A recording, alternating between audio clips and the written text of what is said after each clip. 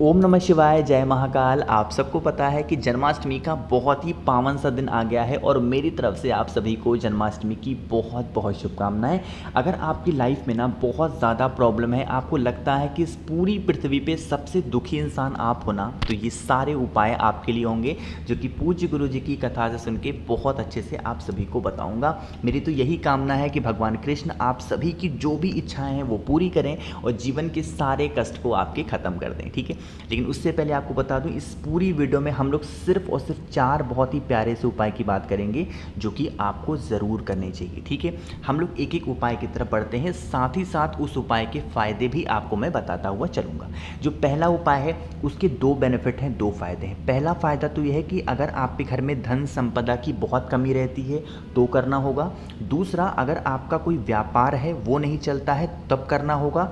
तीसरा, अगर आपके घर में बहुत ज़्यादा कर्ज की समस्याएं बढ़ती जा रही है, कोई पैसा लिया है वापस भी नहीं कर रहा है तो भी करेंगे, ठीक है। आपको क्या करना है, आपको लगाने होंगे 5 दीपक। कितने दीपक लगाओगे? 5 दीपक। लेकिन वो 5 दीपक एक ही जगह पे नहीं लगाने हैं, 5 दीपक को 5 जगहों पे लगाना होगा। नियम समझो, कहाँ कहाँ पे लगाओगे और कौन सी बत्ती का दिया लगाना होगा। पहला दीपक आपको लगाना होगा पीपल पेड़ के नीचे, ठीक है। और जो पीपल पेड़ के नीचे लगाओगे, घी का दिया गोल बत्ती का। कौन सा?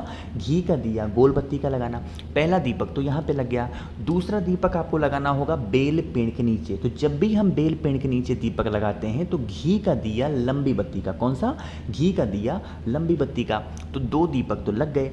आगे बढ़ें तो तीसरा दीपक लगाओगे, वो लगाओगे वट वृक्ष के नीचे। और वट वृक्ष के नीचे भी हमेशा गोल बत्ती का ही दिया लगता है, लंबी बत्ती का प्रमाण नहीं है। तो यहाँ पर भी घी का दिया गोल बत्ती का ही आपको लगाना होगा। यहाँ पे लग गया। जो चौथा दीपक आपको लगाना होगा वो है आंवले पेड़ के नीचे। कहाँ पे लगाओगे? आंवले पेड़ के नीचे। और यहाँ पर भी आपको लगाना होगा घी का दिया लंबी बत्ती का। आंवले पेड़ के नीचे हमेशा लंबी बत्ती का ही दिया लगाया जाता है, ठीक है। 4 दीपक हो गए। जो 5वां दीपक आपको लगाना होगा, आप जिस घर में रहते हैं उस घर का जो मेन गेट होता है, उस मेन गेट के चाहे लेफ्ट साइड में या फिर राइट साइड में, जहाँ पर भी आपकी इच्छा हो, यहाँ पर भी आपको घी का दिया लंबी बत्ती का ही लगाना है, ठीक है।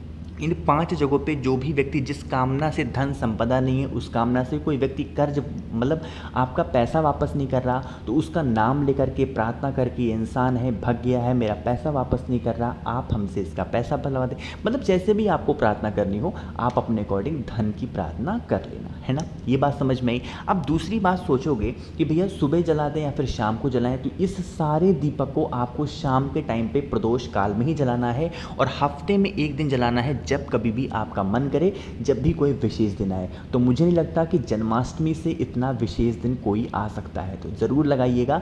आप सभी की जो धन की समस्याएं होंगी वो बहुत जल्दी ख़त्म ज़रूर हो जाएंगी, है ना। चलो, तो पहले उपाय की तो बात हो गई है। आगे बढ़ते हैं इस वीडियो में। अब हम लोग अपने दूसरे उपाय की तरफ। दूसरा उपाय आपको करना होगा दूरवा से, ठीक है। दूरवा से करोगे तो इसके बेनिफिट क्या है, फ़ायदे क्या हैं। आज के टाइम पे ना कि हर किसी के घर में लोग बीमार बहुत ज़्यादा पड़ रहे हैं कि भैया हमारे घर में इंसान है बहुत दिनों से बीमार है, उसको कोई मेडिसिन, उसको कोई दवा असर ही नहीं करती, हम लोग बहुत परेशान हैं, क्या करें। तो उस कंडीशन में आपको लेना होगा दूरवा। बहुत ज़्यादा नहीं, 4 से 5 दूरवा। जो हरी वाली दूरवा आती है ना, वही हरी वाली दूरवा आपको लेनी होगी। ले लिया। अब उस दूरवा को क्या करेंगे, जो भी व्यक्ति आपके घर में बीमार होगा उसका नाम और गोत्र, उसके ऊपर से नहीं घुमाएंगे, सिर्फ उसका नाम और गोत्र बोलेंगे और ले करके चले जाएंगे महादेव के शिवलिंग के पास। साथ ही साथ लेकर के जाएंगे एक तांबे का लोटा जिसमें जल भरेंगे अपने घर से। जितनी भी दूरवा ली है इस कलश के अंदर मत डालना, है ना। लेके चले जाना और फेस रखना उत्तर दिशा, नॉर्थ डायरेक्शन। उस दूरवा को ले जा करके रखोगे महादेव के शिवलिंग के ठीक ऊपर, जिसकी डंडी हो जाएगी माता अशोक सुंदरी की तरफ और पत्ती का मुख होगा वो हो जाएगा आपकी तरफ। यहाँ पे रखना होगा कुंदकेश्वर महादेव के नाम से। कौन से महादेव? कुंदकेश्वर महादेव के नाम से आप वहाँ पर रखना और श्री शिवाय नमस्तुभ्यम का ध्यान करते हुए इसी दूरवा के ऊपर वो 1 लोटा शुद्ध जल तांबे के लोटे से समर्पित करना। जब समर्पित करोगे, जल इसी दूरवा से होता हुआ माता अशोक सुंदरी के स्थान से नीचे गिरेगा। थोड़ा सा जल यहाँ से आप रोक लेना, ठीक है। जल को रोक लेना और वहीं पे खड़े होकर महादेव से प्रार्थना करना कि हमारे घर का ये व्यक्ति है, बहुत दिनों से बीमार है, बहुत दिनों से परेशान है, आप इसकी बीमारी को ठीक कर दें। तो वो जो दूर्वा का जल है उसको उस बीमार इंसान के पास लेकर के आना और उसको आचमन कराओगे। यहाँ पे महादेव का नाम बदल जाता है और यहाँ पर आचमन कराते टाइम अवधूतेश्वर महादेव के नाम से उस इंसान को आचमन कराना है। करके देख लीजिएगा, उसकी जो भी बीमारियाँ होंगी वो धीरे धीरे करके ख़त्म होंगी। एक चीज़ का और ध्यान रखेंगे, जो दूर्वा को चढ़ाओगे तो चढ़ाओगे कुंदकेश्वर महादेव के नाम से और उस जल को ला करके किसी बीमार इंसान को आचमन कराओगे तो अवधूतेश्वर महादेव के नाम से कराना होगा। ठीक है, थोड़ा सा नियम है, करिएगा, आपके घर की जो बीमारियां होंगी वो धीरे धीरे करके ख़त्म ज़रूर हो जाएंगी, है ना। चलो, तो 2 उपाय की तो बात हो गई है। आगे बढ़ते हैं इस वीडियो में हम लोग अपने तीसरे उपाय की तरफ। लेकिन तीसरा उपाय बताने से पहले आपको याद होगा कि अब आपको क्या करना है, और वो है कि वीडियो को करना है लाइक, और जितने भी भाई बहन मेरी आवाज़ पहली बार सुन रहे हैं तो चैनल को सब्सक्राइब करेंगे। ठीक है, चलो अब ये तीसरा उपाय किसके लिए हुआ? ये तीसरा उपाय भी किसी भी बीमार व्यक्ति को ठीक करने के लिए बहुत अच्छा है। चाहे तो आप इस उपाय बीमारी के लिए कर सकते हैं, या फिर आपके घर का कोई भी ऐसा इंसान है ना जो बहुत ज़्यादा गुस्सा करता है, बहुत ज़्यादा क्रोध करता है ना, उस क्रोधी इंसान के लिए, या फिर कोई इंसान बीमार है उसके लिए इस उपाय को आपको करना होगा। ठीक है, उसके लिए यहाँ पर आपको दिख रहा होगा बहुत अलग अलग तरीके के फूल, लेकिन जो फूल का कलर है आपको आपको नज़र आ रहा होगा तो वो है ब्लू कलर का, यानी कि नीला। तो आपको भी कोई भी एक नीला फूल लेना है जो भी आपके घर के आसपास मिल जाए। ठीक है, ले लिया।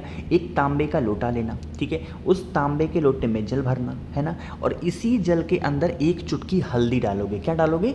एक चुटकी हल्दी डालना। जो आपके पास में नीला फूल है उस नीले फूल को भी इसी हल्दी वाले जल में आपको डाल देना, और उसके बाद इस कलश को उठाना और आप चले जाना महादेव के मंदिर में। जैसे ही मंदिर में पहुंचोगे सबसे पहले दर्शन होंगे आपको नंदी बाबा के, है ना, होंगे दर्शन।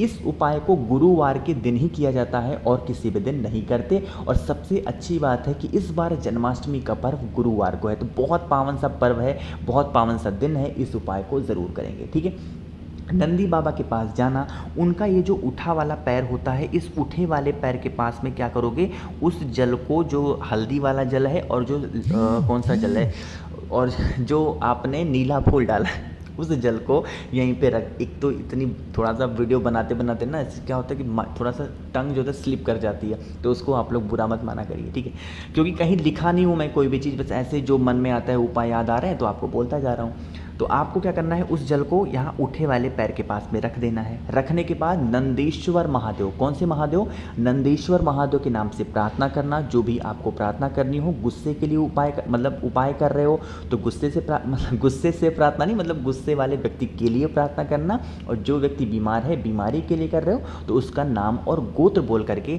उस नीले फूल को इसमें से निकाल करके अपने पास रख लेना, और उसका जो जल होगा हल्दी वाला वो आपको समर्पित कर देना होगा नंदी बाबा के उठे पैर पे नंदेश्वर महादेव के नाम से। कौन से महादेव? नंदेश्वर महादेव के नाम से। ठीक है, अब जो आपके पास में एक नीला फूल है ना, जो भी व्यक्ति आपके घर में गुस्सा करता है या फिर जो भी व्यक्ति आपके घर में बीमार पड़ा हुआ है, जब वो बीमार व्यक्ति या फिर जो गुस्से वाला व्यक्ति है नहाने के लिए जाएगा तो उस नीले फूल को उसके नहाने वाली बाल्टी में डाल देना, और वो व्यक्ति अगर उस पानी से स्नान कर लेगा तो अगर गुस्से के लिए उपाय किया है आपने तो उसका गुस्सा खत्म हो जाएगा, बिल्कुल शांत हो जाएगा धीरे धीरे, और जिस बीमार इंसान के लिए उपाय किया है उसकी बीमारी तो धीरे धीरे खत्म होगी। ठीक है, बाद में उस फूल को उठाना और किसी पेड़ वगैरह के नीचे आप डाल देना। ठीक है, बहुत ही प्यारा सा, बहुत ही सुंदर सा उपाय था, और सुंदर दिन भी है, तो आपको यह उपाय ज़रूर करना चाहिए। ठीक है, समझ में आई बात? चलो, तो 3 उपाय तो हो गए। आगे बढ़ते हैं इस वीडियो में हम लोग अपने चौथे उपाय की तरफ। चौथा उपाय बताने से पहले एक छोटी सी रिक्वेस्ट की, अगर आपको मुझसे फ़ोन पे बातें करनी है, मैसेज पे बातें करनी है, तो आप मुझे इंस्टाग्राम या फिर फेसबुक पे सेम आईडी से फॉलो कर सकते हैं, द नेचुरल प्लैनेट 108। ठीक है, देखो, अब ये जो उपाय आपको बताने जा रहा हूँ ना, इसके 2 फ़ायदे हैं। पहला फ़ायदा तो ये है कि अगर आपके जीवन में बहुत कष्ट चल रहे हैं, अगर आपके घर में बहुत लड़ाइयाँ होती हैं हर छोटी बातों को लेके, तो कर सकते हैं।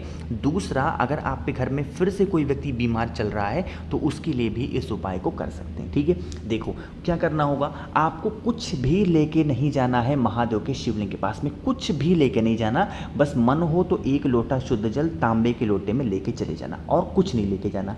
जो बेलपत्र महादेव के शिवलिंग के ऊपर चढ़ी हुई है, जो बेल अपने मन से नहीं चढ़ाना है कि आप खरीद के लाओ, तोड़ के लाओ, चढ़ा नहीं। जो बेलपत्र महादेव के शिवलिंग के ऊपर चढ़ी हुई है वही एक बेलपत्र को उठाना और उठाने के बाद उसको धुल लेना।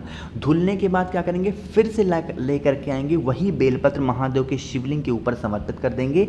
श्री शिवाय नमस्तुभ्यम का ध्यान करते हुए